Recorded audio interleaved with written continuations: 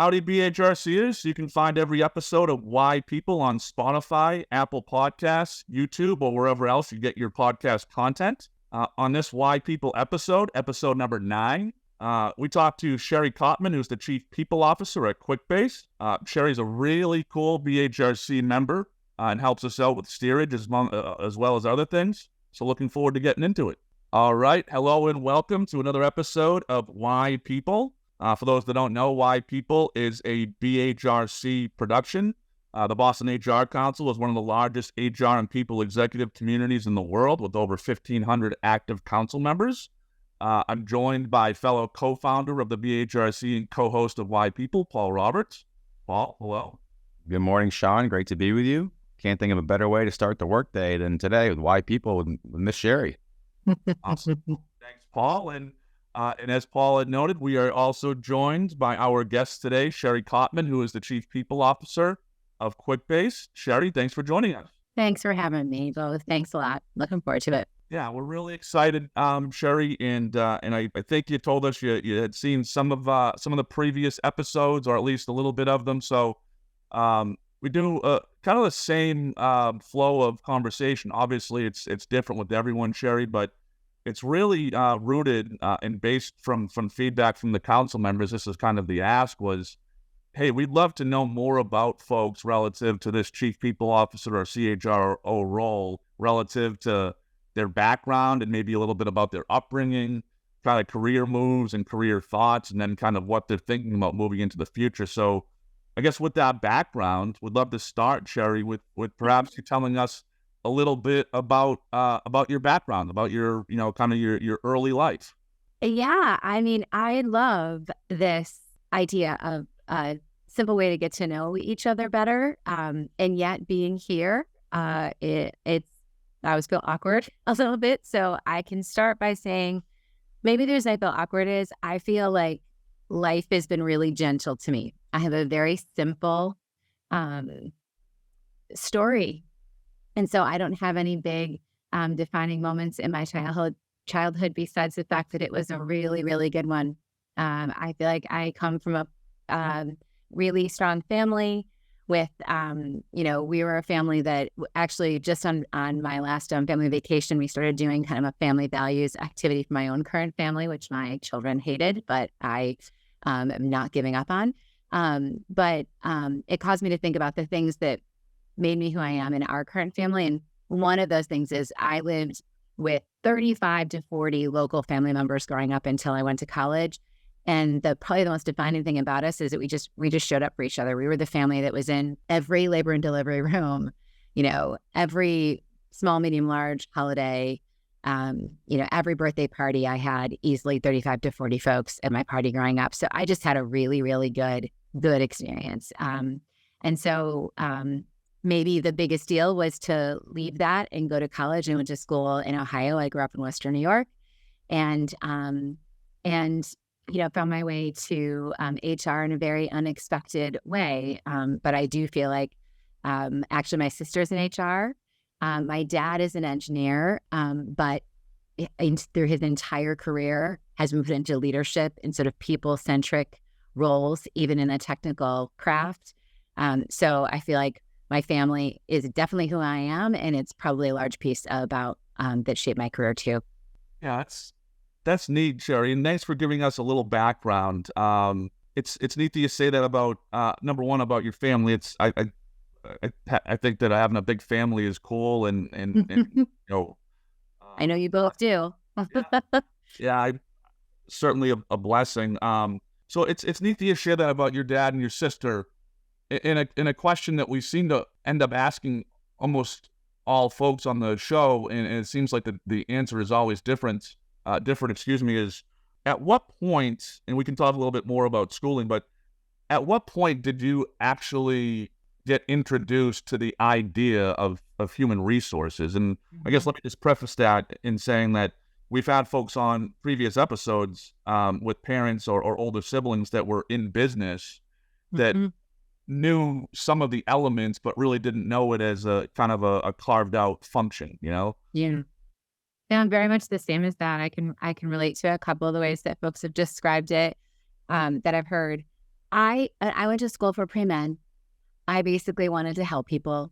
I went to a liberal arts school on the off chance that maybe I bet wrong. When I started, I went to Miami of Ohio, which is a school, a really beautiful school in just outside of Cincinnati in a really pretty college town.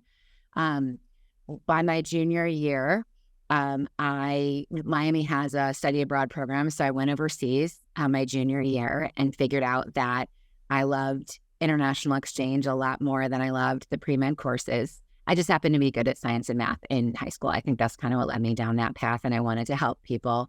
And so then when I went overseas, I figured out, wow, I mean, there's a whole world out there. I lived in Luxembourg, which is a little teeny little country nested in between France, Belgium, and Germany. And I came back and said, I need to finish my degree. I finished in 4 years. I picked up a French minor, and then I had no idea what I wanted to do. And so I looked around for work that had to do with international exchange.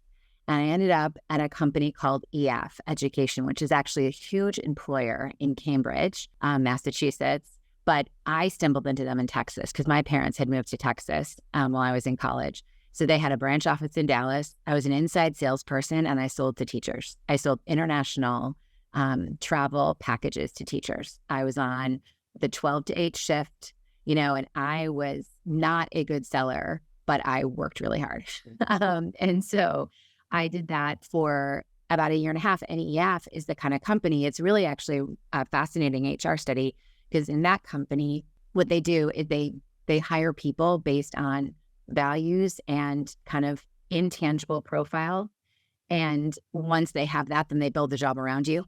And so EF's the kind of place where you can get into a management job when you're 23, 24, 25, which is what I did. So I ended up being promoted to management really quickly. That's what moved me up to Boston. And I managed a team in Texas, and then I managed a team in Boston. And I was, like I said, 24, 25. I had no idea from my head from my tail. And even that, they put me in a region, New York and New Jersey, that was struggling, really tough customers, really not great performance. And I just thought, like, what have I got to lose? And so I ended up loving management, but still not liking sales. And I didn't love Boston. So I quit, went back. I know. And I went back I was living in the Fenway area, and my heart just, like, I could not. My family was far away. So I quit.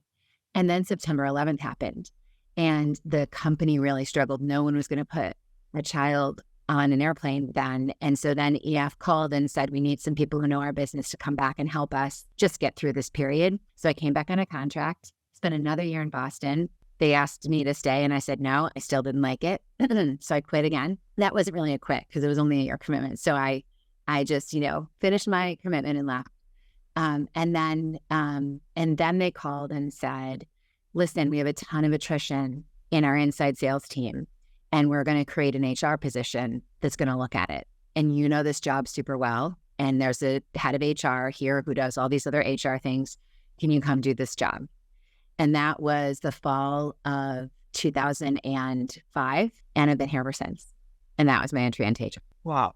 That's amazing, Sherri. What a cool story. And just kind of a few, I guess, tidbits there. Well, first, Miami of Ohio, small school, but powerful school. The Red Hawks, I believe, right? You're right. They changed that actually. They were the Red Hawk. Yeah. Now I'm not remembering what they were when I was there. All I know is it was politically incorrect, and they changed it after I left. Yeah. Pretty sure it was the Indians. But yep.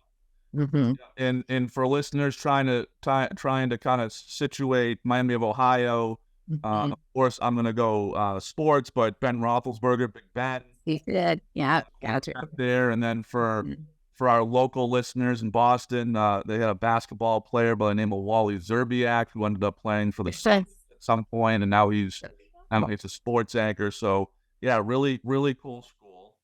Miami's too claim to fame because they're not a sports school, but yes. Yeah, right, exactly.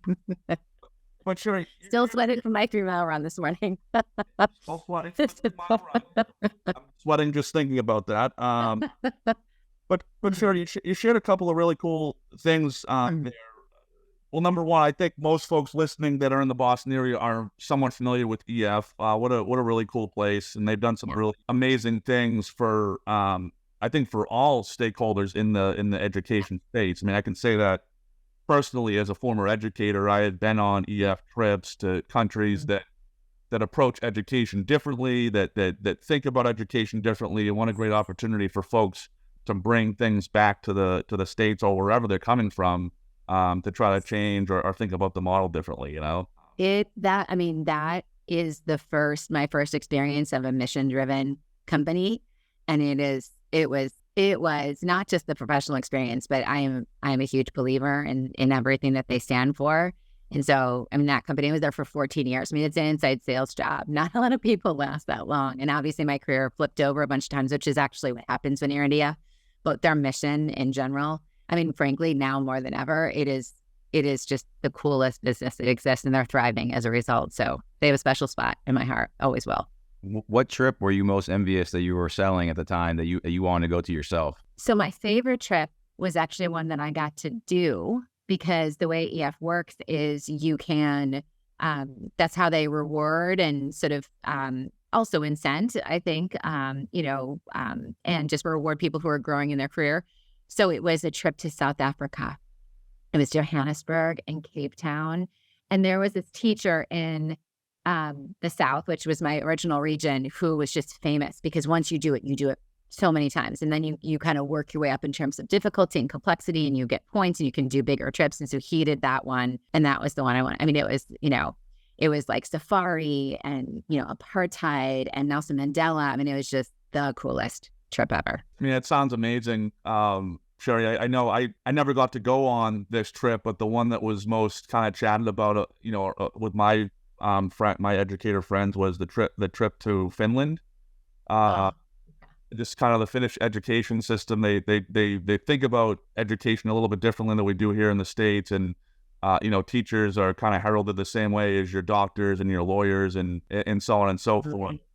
So totally, the feedback was always really cool when folks came back from that trip. But yeah, what a cool company, Sherri. And just to kind of go a little bit further, you shared something that has been a bit of a commonality across all of the folks that we chat with, is that you were kind of tabbed for this HR position at EF because of your familiarity with the business. Yeah, that's right. So maybe, tell us a little bit more about, I guess if you flip that upside down, about at that point what you didn't know about HR versus what you did know about the business. Yeah, I knew nothing about HR. What was so interesting is I think that is the coolest entry. You're so right, because I was there to solve a business problem. They created a job because they had a business problem. And then they basically didn't want someone to come in who had a lot of theories. It was more just get in there, get your hands dirty. You know the ins and outs of this job because you did this job. You manage the people who've done this job. And so help us solve the problem. And yet what's so interesting is what happens then is, so you come in and you say, okay, we have an attrition problem. And then you're like, oh, wow, attrition isn't about necessarily the job or the hours or, so it's usually about the leader. So then that emerges into some sort of leadership development program, which is what my job then merged into. And then you're looking at those leaders, those frontline leaders, and you're saying, well, wait, how do you make them more effective? Well, that ends up being something that's about the more senior leadership team. And so your work evolves on the theories of HR. But if you come at the work like a theorist instead of a business leader, then you're never really going to get anywhere. So I didn't even have the option to fall into that trap because I was asked, because my only thing that I was standing on were my human instincts and my business knowledge. And so I think that probably saved me from myself, right? By them starting me off that way. Sure. And then Sherri, one more question here where we're kind of in the early part of the conversation. When you look back now, and of course you didn't go to school, for HR, right? When you look back now, is there anything or any course or anything that kind of stands out and says, you know what, I guess at the time I really wasn't thinking about it in the context of, how helpful it would be, but geez, I guess now looking back, it kind of set me up for, success in a certain area.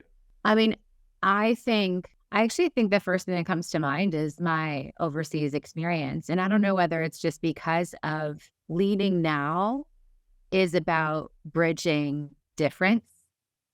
And so, and then if you're inclined and comfortable and inspired to do that, then I think that's more like basically table stakes to leadership now of any kind, let alone in HR. And so, and my entire kind of passion for any of that, for cross-cultural connection and, finding connection through difference, despite difference, all like totally culminated and like came like front and center to me during that experience. I think it was there in my DNA all along. And there's some like childhood stories that are like ridiculous that I remember that show me that I like finding common connections with people that are different than me. But I think that experience shaped me and is probably I'm still drawing on a lot, especially in leading right now.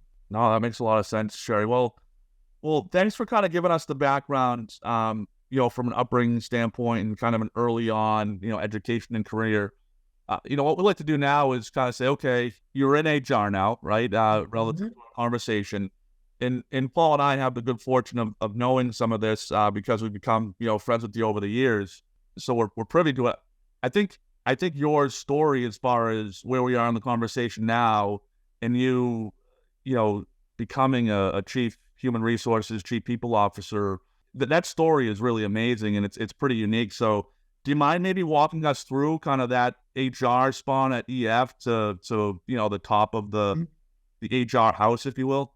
Yeah. I mean, I think it's everyone's story to get to that spot is such a inspiration to me because I don't know. There are some people who set out to get that job for sure. I think most of the people that I know that are in it didn't set out that way. And that was me. I think my whole career strategy has been find work that you love and then give it everything you've got. And then after that, everything else just kind of works out. And so I thought my career, so when I was at EF, I think I did HR there for 4 or 5 years.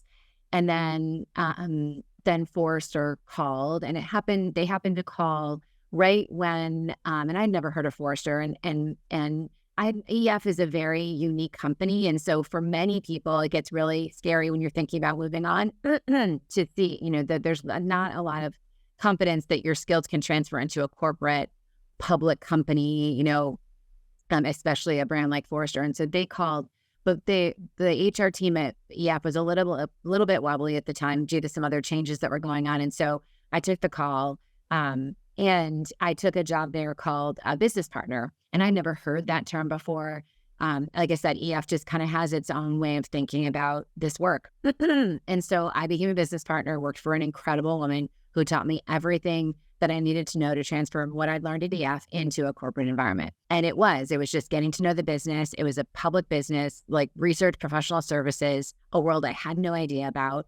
But the only way I knew how to go into HR was to learn the business. And so that's what I did. And then I did that job for 8 years. And I thought I was going to do that job for my whole career. I worked with every exec at Forrester. I just found every executive that I was a business partner to was a new human, a new set of problems to solve. I could have done that job forever. I loved it. And I worked for then a new, one of the toughest people I've ever worked for, who dramatically changed me in many ways, came in, and I learned probably the most from her. But she was tough, and she told me things I needed to hear that were super hard to hear. And she picked me up out of the HR business partner job and put me in a job called, I think it's VP of Performance Leadership and Culture. And that's the first time I moved from being a coach to what you call kind of an operator in HR. I was running programs. I was setting a vision and strategy. And the way I told most people is I think I totally failed at that job. I think if I went back and tried to go back and look at the difference I made in that job, I don't think I moved the needle much. But what that job did end up doing is that when that person I worked for ended up moving on, that was the reason I was ready for the CPO job. And so because I had moved from being a coach to being the actual leader and owner. And I think she knew so much better than I did that I needed to have that experience to move on. And so when she moved on, I stepped into the interim role at Forrester. And my only intention in that moment was to help us find our next, killer executive, because I wanted to keep learning from someone awesome. I believe so much in the work and in Forrester as a company. I wanted an awesome exec for George and his executive team. I mean, I just wanted to find the next awesome person to work for and learn from. And it was just, that process is like you do that for a while and you end up kind of trying to do the best you can just to keep the wheels on. And we searched for 4 or 5 months. When I got pulled into the interim role, Forrester was in the middle, just starting its biggest acquisition ever. And my dad was diagnosed with stage 4 esophageal cancer. I found out about the acquisition shortly after I got appointed, and my dad's cancer happened, I think maybe 2 or 3 months in. And so, yeah, I thought this is the absolute worst thing that could be going on. It's the biggest job I've ever had. It's the most intense season with a huge acquisition, and doing a search at the same time. And all I wanted to do is drop everything and go be with my dad. And I, have family of my own, things like that. But what ended up happening is my dad, who has been my career coach and champion through my whole life, ironically, I feel like his life reality is what kept my life in perspective. His cancer made that job only ever be a job. And so I love my work, but I am best at my work when it is just work and not my entire identity. I remember it was, my dad, George agreed I could go once a month and visit my dad, and be there. My sister and I went back and forth through his cancer treatments. And I remember George calling me up when I was in Texas with my dad for a treatment. And George was like, "Do you want the job? I want to give you the job." And I remember walking down to the living room, talking to my dad, and my dad was like, "You need to take this job." And I think the only reason I got to that point where what had happened is the candidates that we were interviewing, I was having so much fun talking to them about how to go about this and what I thought we needed. A couple of them started calling me afterwards and saying, "I think you should take this job." And so the candidates started to coach me because they were these amazing people. And so between the candidates' feedback, kind of, I think the fact that the job never carried too much weight, it stayed in its right, proper place. And I was just ready to bring myself whatever I had. And when I didn't, I wasn't stressed about. I would learn it. It culminated into, I think, me probably being more effective than I ever would have been if all those factors hadn't really happened at the same time. And so my dad is the reason why I took this job. And I think he's the reason why I was any good at it. And he's still with us and still cheering me on. And he's a miracle story in itself. That's for another podcast. But that's how I got to this place. That's amazing, Sherri. How cool. I mean, there's so many parts of that that's really cool. I guess the first thing, and I'll just say it as a parent myself, and Paul, is a great dad. I know you're a parent, but geez, what a cool thing for your dad to be able to kind of look at, right? Like, I mean, if we could give anything to our children, right? I mean, the right perspective or a pure perspective on things, all things, but geez, this work life kind of, maze. I mean, geez, what an amazing thing to be able to give to his daughter. I mean, that's pretty awesome. And through such through such trauma, it was such a bright light. I mean, it's amazing. Like, we call the day that my dad got his diagnosis the day my heart cracked in two. And it's like, that's the moment a whole new set of light kind of comes out, and so you kind of can't have one without the other sometimes. Like, perspective comes through a real struggle. And I mean, I really believe that. I wouldn't wish it for anyone, but I really believe that. I really believe the most important moments in our life come from pain.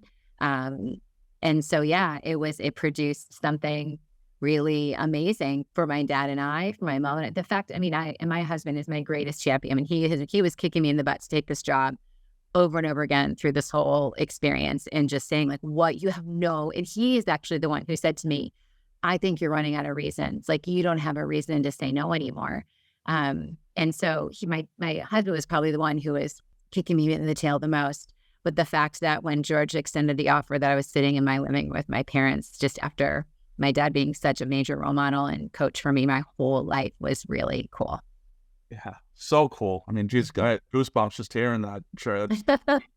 And then I guess the second part, I mean, it's hard to, hold a candle to how cool the first part was. But the second part I thought was really neat that I wrote down here is how many executive searches do you know? And it's probably kudos to your team at Forrester, on the candidate pool. But how many executive searches do you know that the candidates are telling, part of the search team, like, hey, we think you're probably the best one for this job. That's pretty awesome in and of itself. They were honestly, the TA team at Forrester is like nothing I've ever seen. I mean, they're so good. And especially our head of TA that was doing this search. I mean, her sense of, character is really, really strong. And so she would make really great connections with these people and the whole point was find a great pair. Like a CHRO and CEO pair is a really big deal. You really can't thrive in the job unless you have a really good chemistry between those two people. And the exec team is certainly a huge piece of that equation, but the CHRO CEO combo is just a really big deal. And so 90% of what you're doing is you're swimming through all of the qualifications and all of that. But at the end of the day, you're putting two people together and saying, could you work together in a really deep, trusted way? And so sometimes you can and sometimes you can't. And these candidates were so seasoned and so strong. It's like, listen, I can tell that's going to work, or I can tell that's not going to work. And there's such candor to it because it's not really about capability. It's about match, and complementing each other. And so it was easy to not dramatize that and say, you know what, I think I can tell that isn't going to work for me, but I can see something here for you. And that was a huge amount of, kindness and vulnerability and humility. And just openness that, there's 2 or 3 of them that I still stay in touch with. And it meant a great deal to me that they were willing to encourage me like that. Yeah, well, talk about some really, big, call them whatever you want, North Stars or signs or reasons, right? And those are pretty awesome ones. So sorry, thanks for kind of walking us down that journey of, to the executive, right, to the CHRO, Chief People Officer spot. What we love to kind of finish up the episode with is, we kind of went early stages, we went, the career journey, but, kind of looking into the future, if you maybe want to spend, a few minutes on, what you're thinking about relative to the future, relative to the Chief People Officer spot or your spot, and then really any kind of advice you might have for some of our listeners that might be early on in that, executive journey. Yeah. So first, what am I thinking about? I mean, so now I'm at a company that's smaller. So Quickbase, so Forrester's, almost 40 years, maybe just about 40 years now, public firm, really established. I moved to Quickbase, and Quickbase is, actually 20 plus years old, but in a PE structure. I'm only a couple years in, and it's a much smaller kind of teenage stage in terms of growth. The only reason it's 20 years old is that the technology came out of Intuit. But so the problems I'm thinking about and the things I'm looking forward to are probably different now than they would have been if I was still at Forrester or even what EF is thinking about. But right now, what I am most excited about, I think the best way to describe it is it's just community building. And this is taking a whole bunch of forms in my work. And so one thing that I'm really focused on right now is I just hired a woman whose role I'm calling a head of culture, because I'm working to integrate. I think what's happened in the last couple of years is that we focused on diversity, equity, and inclusion as a practice. And I think that needs to break into just how we run our businesses. And so I'm working, what Annette and I are doing is establishing programming and sort of principles that say leadership and DEI are really the same thing. You can't have DEI programming if your leaders don't understand what it looks like to build community, connect through difference, and appreciate and create diverse and inclusive teams. And so building community that way is something I'm really focused on. And then the second big thing I'm really focused on is building community while we're a global and diverse, distributed business. And so I'm not thinking about hybrid, remote, or those things anymore. We are a distributed company. And what I'm having the most fun with right now, and probably into the coming year, I haven't figured out how to brand this yet, but we're now in a cadence of designing at least a quarter meaningful community-based events for our company.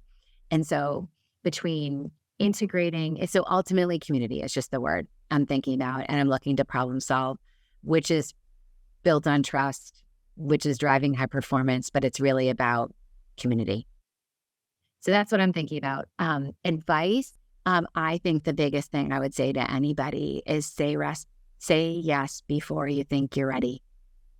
I think, and the reason why you can is because the next thing you need to do is know that you will never have all the answers. And so if you know what you bring, and then you're not afraid to ask and activate a community, that's how I met Sean and Paul. I met you both when I was brand new as an executive, and the most powerful lesson I learned, besides the fact that it was just a job and I was going to bring what I was going to bring, and the chips are going to fall as they may, that was lesson number one. But lesson number two was activate a network of wise people and surround yourself. And that was so much fun. I'd never worked that way. I worked in a very isolated way, very highly collaborative within a company, but not outside. And so as a new exec, it was like, oh, there's a world of wisdom out there. And it's so much more fun to solve these problems with a broader community of people. And so say yes before you're ready, and don't do it alone. Amazing, Sherri. And we promise folks that Paul and I had no idea she was going to say the last part there. So that's very kind of you, Sherri. And it's true. It's true. It's how we met. You guys helped me a ton. Do you remember? That was absolutely. Of course we do. And Sherri, you've been great to the community as far as what you think you and your peers need and what you're looking for and what's helpful. So we really appreciate you, Sherri. We appreciate this conversation. We're looking forward to the amazing things that you'll do. And thanks for spending some time with us. I've appreciated every time I've spent with both of you. And I love what you're doing, and it's fun to be part of it. So thanks for the invitation.